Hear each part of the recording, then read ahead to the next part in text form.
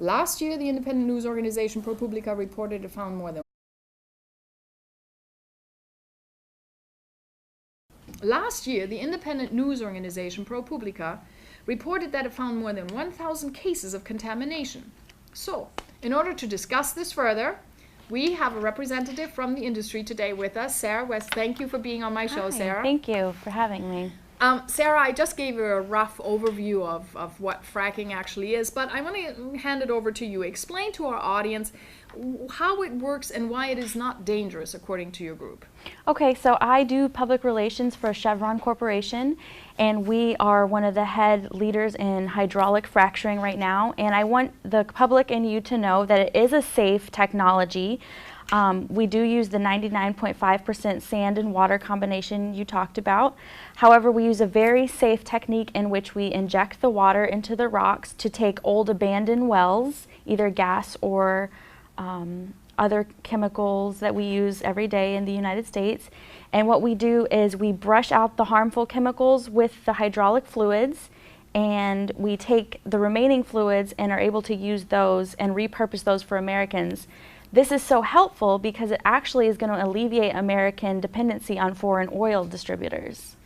Well, yes, that I can see, and that this has been the argument we know for the drilling industry, especially the fracking industry. But in general, finding gas deposits and extracting them from shale and coal beds is a relatively new technology. So how can you really be certain that there's no groundwater contamination?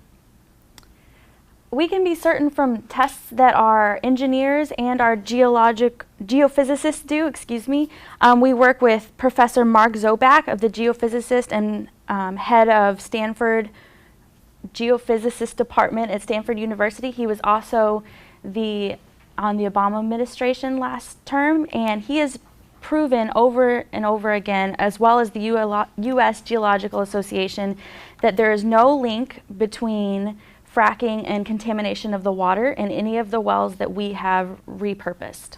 Maybe that's maybe your wells right now, and that would be good, but we are still talking about the general industry. And in Ohio and in Pennsylvania, there have been explosions that were caused by methane that was leaking up from the wells.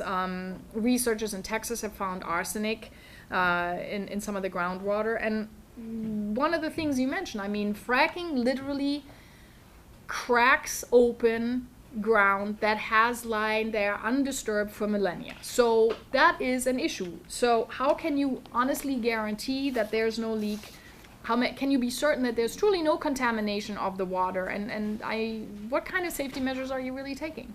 Well, we do have a quality control team who we have 24/7 over the fracking site. It includes different parameters that are both digital and just physical observations that our people make. And like I said, we just want Americans to know that we want to take the freedom out of, or we want to put the freedom back into their hands in their oil distribution. And the only way that can happen is if we are able to take these old abandoned wells and repurpose them, because after we repurpose them in only 3 to 5 days, we can have up to a decade or more of oil and natural gas available to us. Well, you know, I understand, of course, we all tried energy independence because what's going on in the Middle East is not something we want to deal with anymore. But on the other hand, there are things that happen that, for example, that the drilling industry is exempt from the Clean Water Act and also from the Safe Drinking Water Act. So, you know, that then to the viewers is like, wow, if your processes were really that safe as an industry, then you wouldn't really need an exemption. So are you not really, in a way, trying to hide any of the dangers? Isn't that the truth? I don't believe that Chevron Corporation has hid anything from the public as far as I'm concerned, or as far as I've been told. And we actually have been a part of the Environmental Protection Agency, the EPA, in reclaiming several sites that have contaminated water, and we've used our hydraulic fracturing to clean out this water since 2001. And that's a continuation of the work that Chevron Corporation is doing in order to better the image of hydraulic fracking. Well, at least you agree that the image of hydraulic fracturing is not exactly the best, so it can certainly use some improvement. Isn't that the truth? I mean, we're getting there. So I hope that we have to end, but I'm happy to hear that the industry itself is very much aware of what's going on and the concerns that people have.